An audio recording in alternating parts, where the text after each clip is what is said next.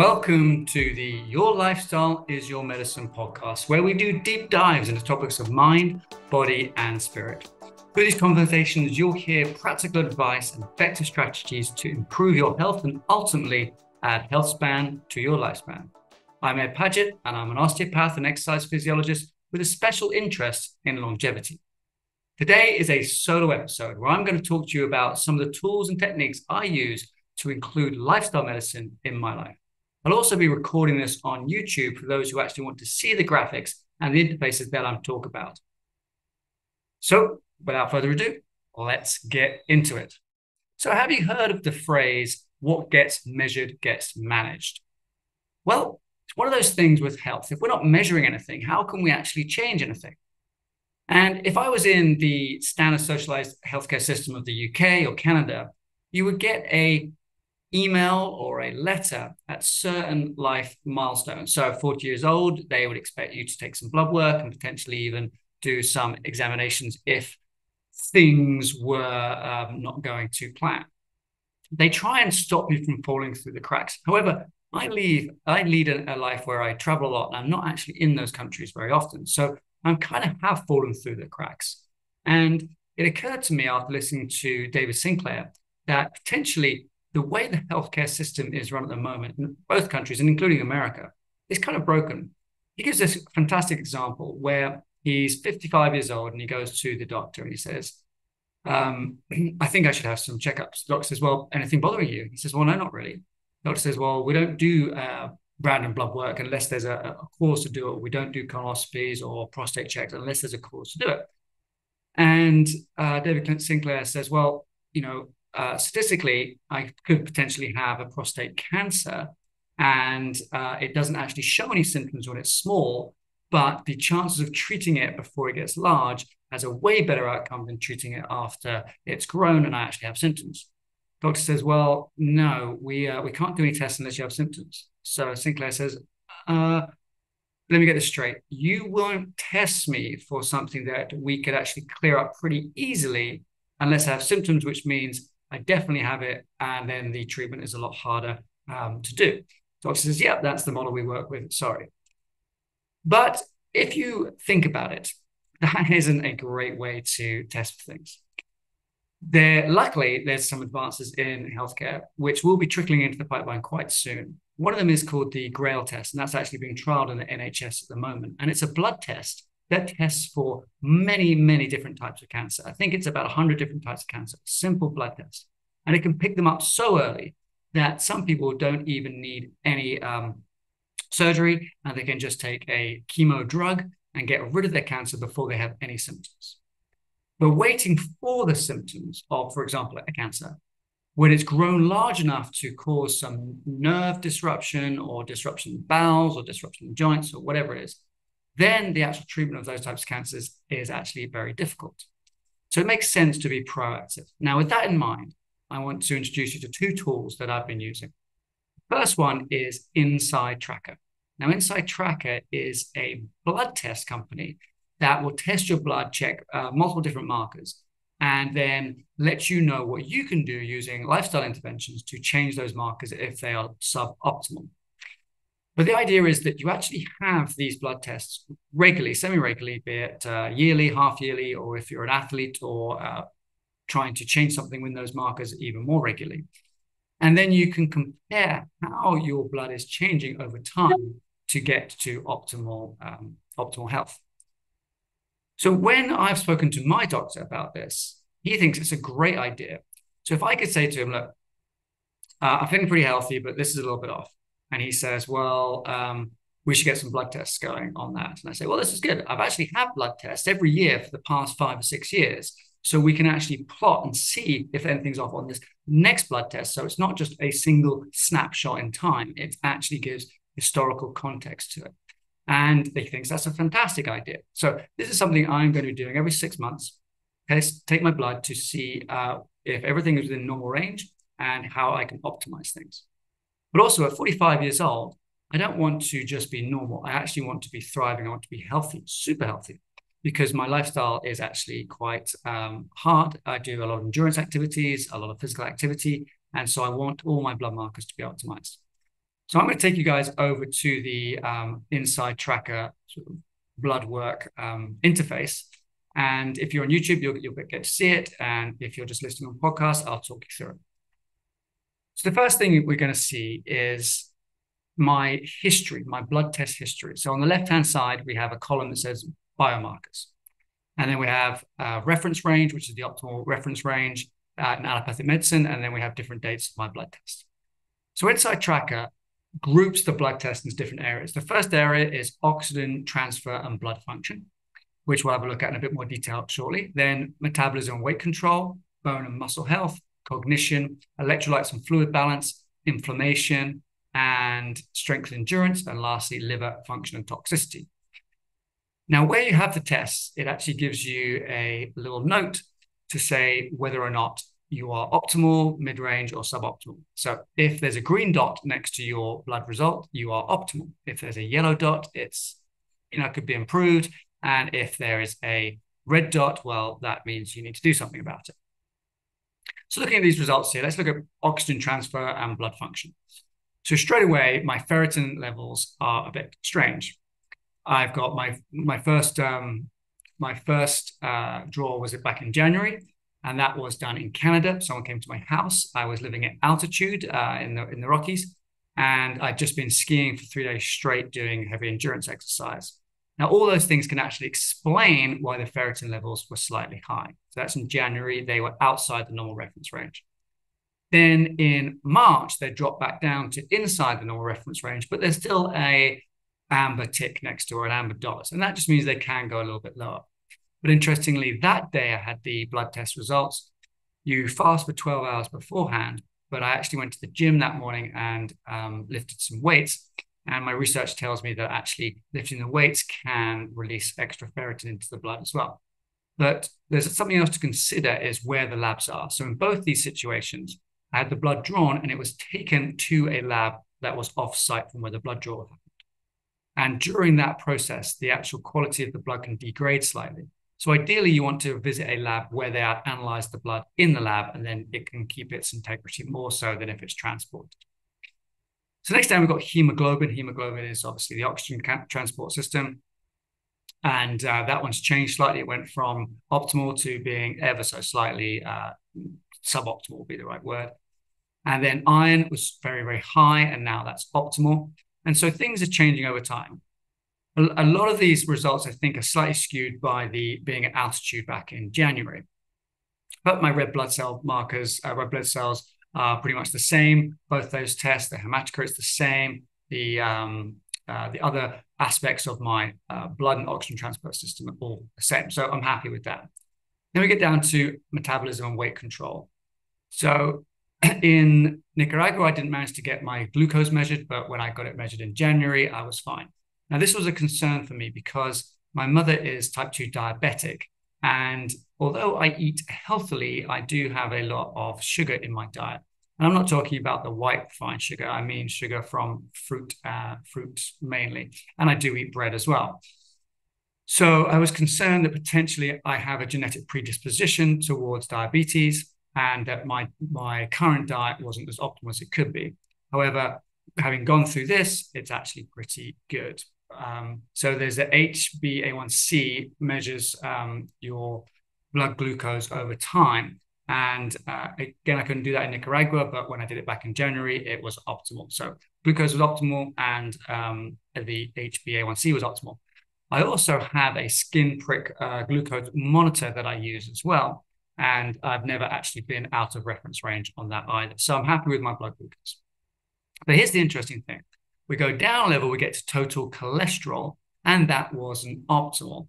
Neither was my LDL. Now, you've got two types of cholesterol. You've got HDL, high-density lipoproteins, and LDLs, low-density lipoproteins. And there is one more as well, but we don't talk about that right now. So my diet is pretty healthy, like I just mentioned, and yet I have a high LDL. So I'm thin, I'm not overweight, but I am Caucasian and I am middle-aged. So those two factors actually lead me to being slightly higher propensity of having a high LDL. But InsideTracker picked up on this, and it offers lifestyle advice, which we'll get to shortly. And one of the lifestyle advice things it offered was saying, do not cook with coconut oil. Now, it turns out being a tropical country, I do actually use coconut oil quite a lot to cook with. And using coconut oil can actually increase your LDL. And so I reduced the LDL from 136 milligrams per deciliter to 78 through changing my diet, so taking out coconut oil, and interestingly, adding in olive oil. And you think, well, hang on, weren't we all told a long time ago to cook with coconut oil because it's a monosaturated fat and doesn't sort of change at high temperatures, and not cook with olive oil because it's a polyunsaturated fat and does change at high temperatures?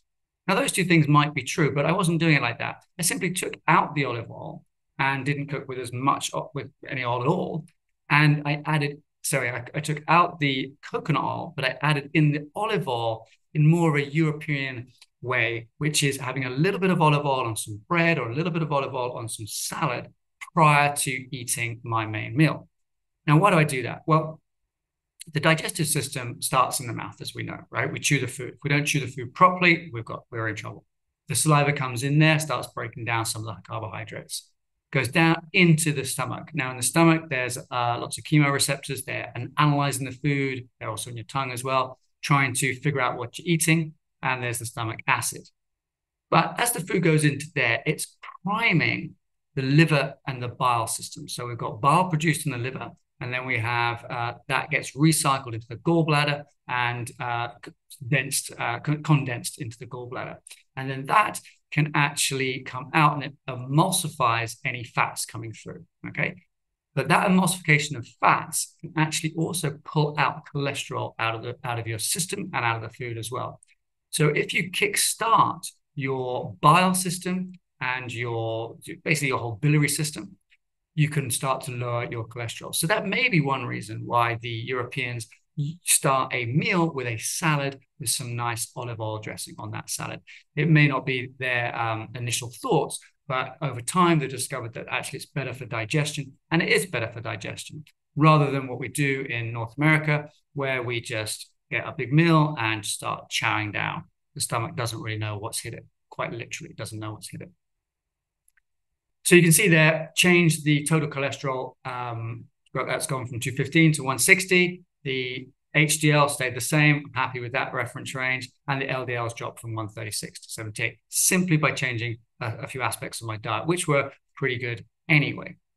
Now we get down to bone and muscle health. So vitamin D is something that I felt so I would be off the charts with. The reason being, I live in a hot country, it's sunny here all the time. I wear shorts and a t-shirt most of the time. But interestingly, the reference range is 30 to 100. And back in January, even though I was in Canada in the middle of winter, my vitamin D was 42.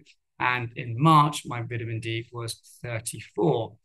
So a little bit low to the lower end of that reference range. That's something I might want to consider addressing by either getting more daylight in the mornings, preferably, so that it's got less UV rays damaging my skin, or even supplementing with that one.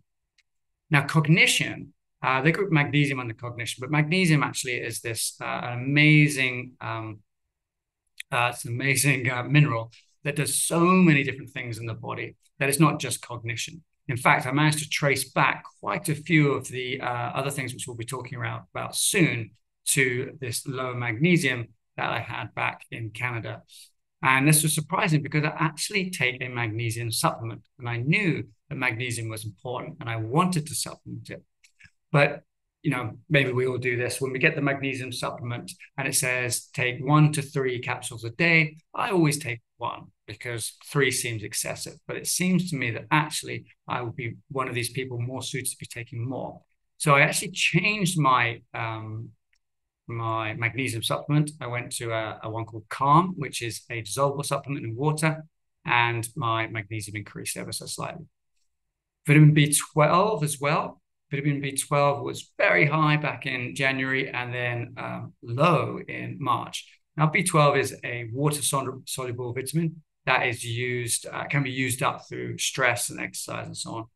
And at this time, I was actually coming off a sickness. I'd had a parasite, which I'd lost a lot of weight around, and I'd also been competing in some endurance events as well. So I feel as though I've used up my vitamin B12 supplies and I wasn't replenishing it properly. So again, this is another case for supplementation. I'm going back down. We've got red blood cell magnesium. So it's how much magnesium is in the actual blood, which is actually a more accurate tracker of magnesium. Back in January, that was suboptimal. I got a red dot next to that, but fortunately, I couldn't do that exact same test here in Nicaragua. Then we get to electrolytes and fluid balance. Something else that worried me slightly living in this hot country, going to the gym once, sometimes twice a day, playing a lot of sports, is that my electrolytes would be slightly out of whack. Now you can see here, I've got 5.5 millimoles a liter in potassium, and that is beyond or above the upper reference range. So when I first saw that, I was like, oh yeah, because InsideTracker recommends go and see your doctor ASAP with that one, because when it's that high, you don't really have any symptoms, but you can have kidney problems, kidney failure. When I had it retested in March, again, same score, 5.5. So on a little bit of investigation, I worked out that this is an anomaly of the system where if they take a blood test and it is transported to an offsite location to be tested, the potassium will actually leak out of the red blood cells and give you a skewed marking. So I'm not too worried about that one. Now we get down to inflammation. So inflammation consists of C-reactive proteins, white blood cell counts, then we get the neutrophils, basophils, a whole bunch of things. So you can see here my white blood cell count is slightly elevated. And again, this could be due to the exercise that I was doing prior to these blood tests, or it could be due to something in my diet. So this is something else that I really want to investigate more. And I couldn't get the HSCRP, which is the C-reactive protein, done in Nicaragua. So I'm looking for that test to be done again, because I really want to find out what's going on there. Now, the interesting thing about these tests is that when you, if you were to buy InsideTracker, you would have someone come to your house or you go to the clinic and then they upload it all for you. But on the second round of testing, you can literally scan the document and it'll put everything in the right place. And they can scan it in any language. Their AI system does it in any language. So I actually had these done in Spanish and it put them all in the right places for me here. The monocytes is at 0 at the bottom here, which I think was an anomaly in the blood testing system here in Nicaragua. Strength and endurance, didn't manage to get these retested, but when I got them tested the first time around, they're pretty good. Free testosterone was not as high as it could be. So that's something else I'm trying to optimize. But again, that testosterone drops with endurance exercises, and it's probably too much exercise to drop that one. Now, liver function and toxicity, these weren't great for me when I did this in January, and they weren't great for me back in March either, the two that we could test. So this is something I really need to work on. So how to create a healthy liver. The good news is that the liver can regenerate by itself. In fact, it's one of the only organs that can do that. And so I'm working on taking stress away from my liver. So that's removing things, any toxins, things like alcohol. That's the main one. A lot of processed foods. If I do eat any processed foods, I'm really being careful of what I eat. And then trying to support the liver as much as possible with the right fluid intake and a lot of whole vegetables and fermented vegetables as well. So I'm going to show you just another way that we look at this here. So that was what we call the table review. And then we can look at this analysis and recommendations. The analysis and recommendations just puts things into different categories. So we can sort this by any category we want. We can sort it by any one of the hormones. We can sort it by results. So I'm going to sort it by what needs work. And the first thing that comes up here is there's potassium. Remember, I talked about the potassium being a bit of an anomaly. And it said, because your potassium is high, consult your doctor about your results. It can't actually give us recommendations because it was too high for InsideTracker. The next one up is this vitamin B12. And what it's noticing here is that it's dropped from my initial test in January to this test in March. And it gives you a really nice graph to show you that change. And the more tests we do, the bigger that graph will get. And so what it's saying here, it's saying, look, we recommend you eat 1 cup of sprouted grain cereal 4 times a week. And that will help increase your vitamin B12 and increase your magnesium. So it's also checking in about the magnesium. It's trying to be as efficient as possible. Then it gives more information on that and then references as well, and then information on their blog. Also says, well, maybe you could take a supplement, take 500 micrograms each day, and that will help increase the vitamin B12. And also I could increase fish to 2 servings per week, aim for at least 1 serving that features a fatty fish. And that can increase B12 and also help optimize my triglycerides. Again, it gives the references, so I'll just click on this and you can see what it looks like if you're watching this on YouTube. So it takes me to a PubMed, and it tells me the PubMed article or a piece of research says vitamin B12 as a potential compliance marker for fish intake. So it gives us just a little bit of science behind that as well. And if I wanted to read more about it, I can just click here and it will read more about what counts as a fatty fish, why fatty fish is important, how fish affect my biomarkers, what counts as a serving, and what are the best ways to cook the fish. And then it gives us some tips from a registered dietitian. They're saying when you buy fresh fish, consume between 1 to 2 days of purchase. Frozen fish will last for up to 6 months in a freezer.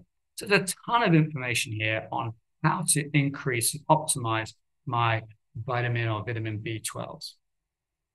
Next down is telling me about my inflammation group, which was a little bit in the amber, not quite optimal. So again, it's whole grains. It's challenge yourself to aerobic workouts by varying the duration and intensity of your workouts at least once or twice a week to help improve your triglycerides, your blood cells, and your C-reactive protein. Now I'm doing that. I might actually just be doing that a little bit too much. We've got probiotics in here as well. So it says add a multistrain probiotic that can help improve the microbiome and increase a lot of your liver markers and your C-reactive protein. And so that's interesting. Let's look at the reference behind that one. So this reference, again, it's another PubMed article, and it says the effects of probiotic lactobacillus and a prebiotic on serum lipids, inflammatory markers, insulin sensitivity, gut bacteria, and young healthy volunteers. So that's a nice little article that they've linked to there. Okay, so I'm not going to go through each one of these, but you can see how this works. It's essentially, it puts the markers over time into a graphic format for you to see, then gives you well-researched advice on how to lower or increase the markers that aren't quite optimal. And it does that in a way that's super user-friendly. It's got an app, and this is the computer interface here. So that essentially is InsideTracker. There's a couple of other aspects to it as well. There's actually a DNA aspect to it, and I uploaded my DNA results from another company actually called 23andMe. And it compares my DNA results to my blood work and suggests things that maybe are more genetically predisposed to having a problem, or whether or not it's actually nothing to do with my genes and it's mainly to do with the blood work. For me, the DNA aspect it's interesting, but at the same time, I've spoken to some experts on this podcast, Morgan Levine being one in particular, that thinks that DNA really only affects about 12% of your physical makeup. So you can only blame DNA for a smaller percentage of things. It's mainly lifestyle factors. So let's bring that back to my other tool that I use. It's called a Whoop, W-H-O-O-P. Now, a Whoop is simply a strap that goes around my wrist, and it's like a heart rate monitor plus a sleep tracker plus a HRV tracker, a bunch of things into one. So some of us have these. In fact, I even have some of those functions on my Garmin running watch. But the Whoop specializes in this. It's not trying to do everything. It doesn't even have an interface. You can't interact with it at all without going onto the app or onto the desktop. And one of the reasons it does that, I believe, is because the Whoop is very popular with athletes. And we don't want athletes constantly looking at their wrists to figure out whether or not they are sleeping correctly or their heart rate is in the right zone. We want the coaches to have that information and feed that back in the right amounts to the athletes. And so that's one of the reasons I think it does not have an interface. It may be also price and the ease of the science behind making it.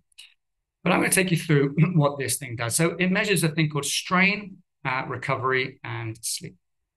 So strain is essentially a readout of how much activity you've done in your day. Maximum strain is 21, and the minimum, is probably 4 or 5. So you can see on this day, May 3rd, I did no activities and I got a strain of 8.2. If we go to the next day, we can see I had a strain of 16.6. And it actually tracks what I did. So I played pickleball that day. And pickleball is tracked, that session is tracked from 11:40 to 12:40. My heart rate is in there, and it will give me my maximum heart rate, average heart rate, the duration of the play, and how many calories I burnt. It'll also tell me which heart rate zone I was in. It does this for every single activity. Once the Whoop has figured out how your heart rate pattern is with certain activities, you don't even need to tell it what activity you're doing. It automatically knows. If you're running, it knows you're running. If you're swimming, it knows you're swimming. But it takes a couple of times for it to get that. So there's the strain. And then we look at this next marker called recovery. So recovery measures a sort of a grouping. It measures how well you slept, your heart rate variability. And heart rate variability is the difference between your, it is the difference between the beats in your heart. So we kind of think your heart rate goes boom, boom, boom, boom, but it doesn't. If it's too regular, it actually shows that the sympathetic, the go, go, go, the accelerator of the body is being pressed down a little bit too much, and it's keeping the heart rate pumping rhythmically. But when we take the foot off the accelerator, we actually allow the other nervous system, which is called the parasympathetic nervous system, to come into play. And so there's this sort of pulling back and forth, this tension between these two nervous systems. And when the heart rate is slightly irregular, that is the heart rate variability. So the variability between beats. And strange enough, we want that heart rate variability to be high. It changes with age. So here it's, for example, like 64 on this particular day with an average underneath that of 68. And let's say if I was a 20-year-old athlete, I might have a heart rate variability of 120. Interestingly, when I did a 5-day juice detox, my heart rate variability did go up to 120, as though I was a 20-year-old athlete, which is quite interesting to have that tracked and see that in my numbers. We can also see here the resting heart rate is 48, and the average that week was 46, and my sleep was 72%.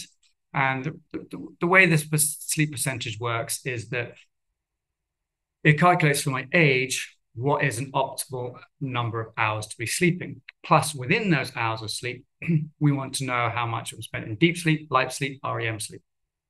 So if I sleep less, but I have really good REM sleep, I may not get a suboptimal sleep score because I had a really good sleep, but it was to sleep. I was asleep a little bit less time. So it's not just a question of how long were you in bed for.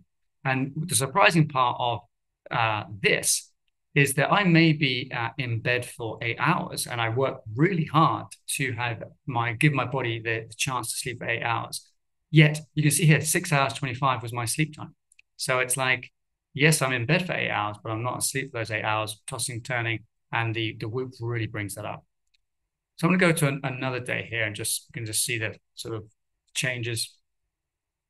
So yeah, sleep 77%, heart rate variability was 55. That's because the day before I did that pickleball and I got that high strain, which means that the heart rate variability doesn't recover as much. So my body was still in a lot of recovery, and my recovery was only 41%.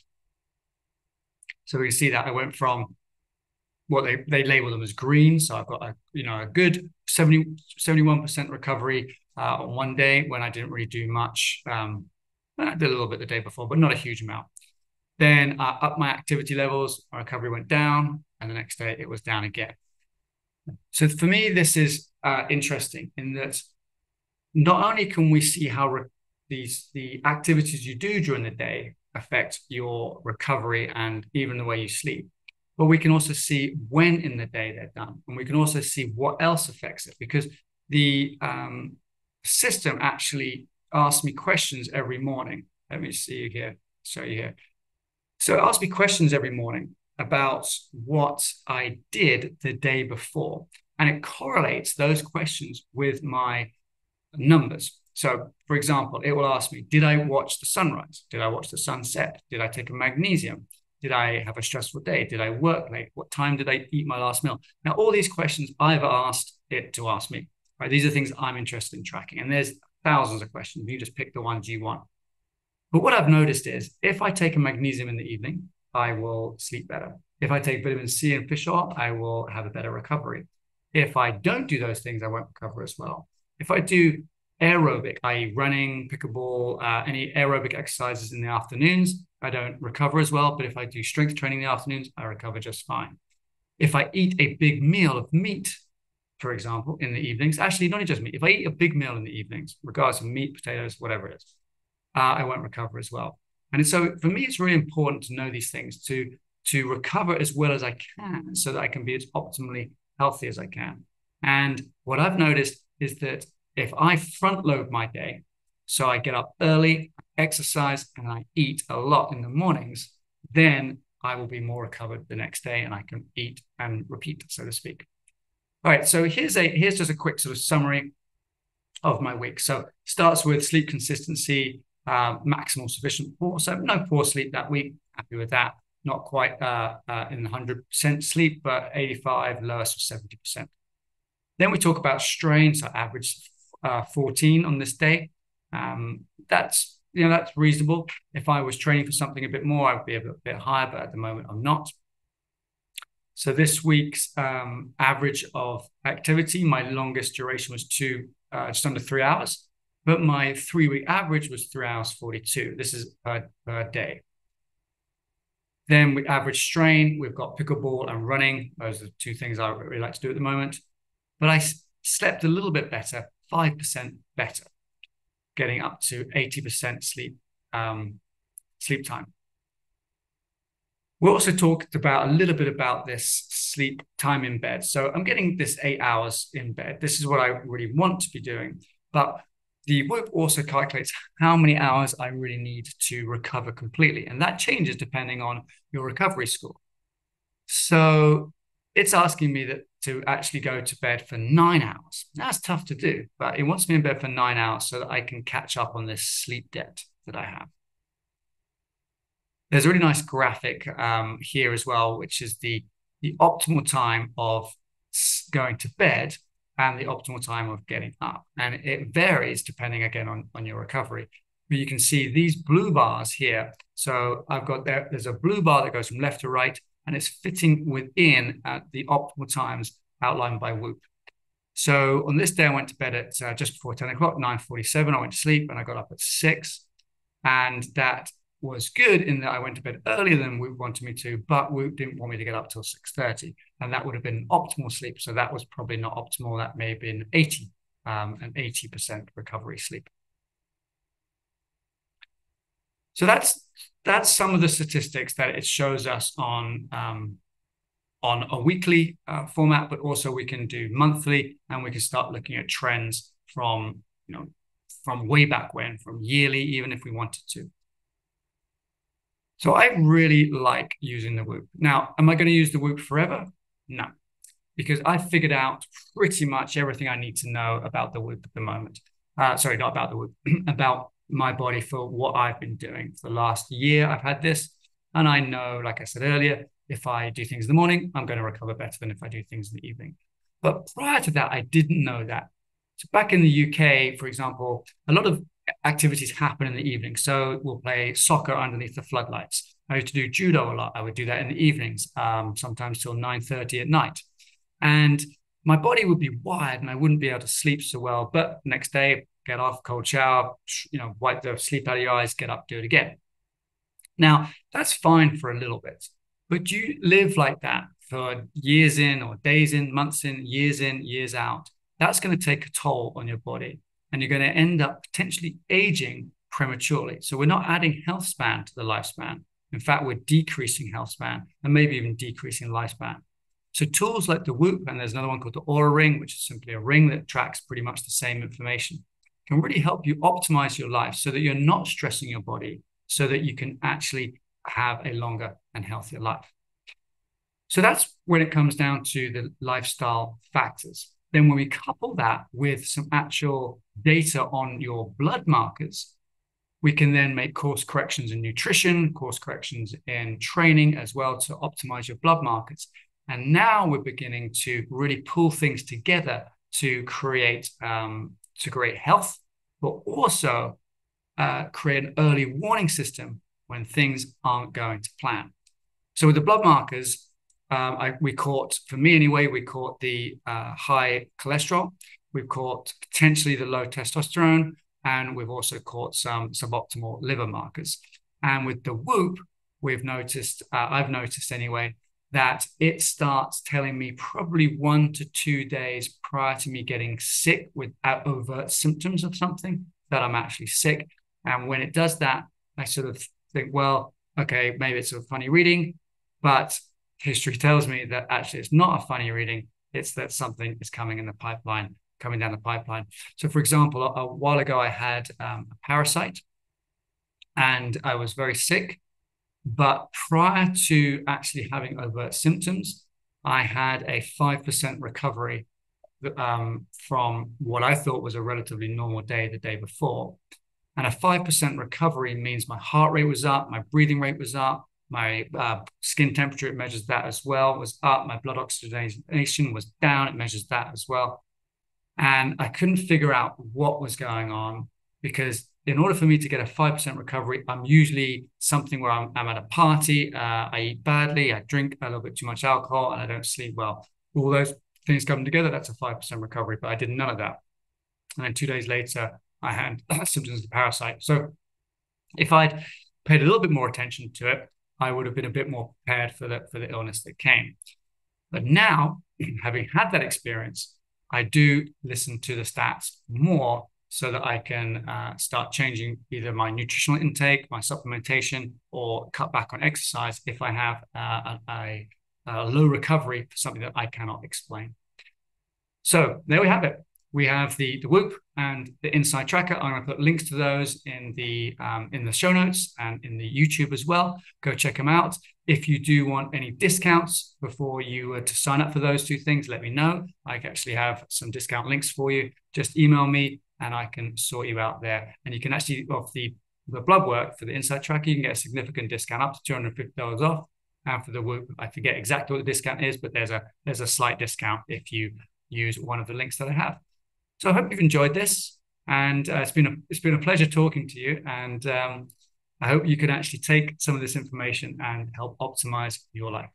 And remember, if you've enjoyed listening and learning from this podcast, please leave a comment or a suggestion for a future podcast guest that you would like us to feature. And in addition, on Apple, you can leave us a 5-star review and also a comment. Now, if you want my direct help and you want to get one of those links, just send me that email at ed@edpaget.com or visit my website, edpaget.com. And lastly, but certainly not least, thank you for your interest in lifestyle medicine.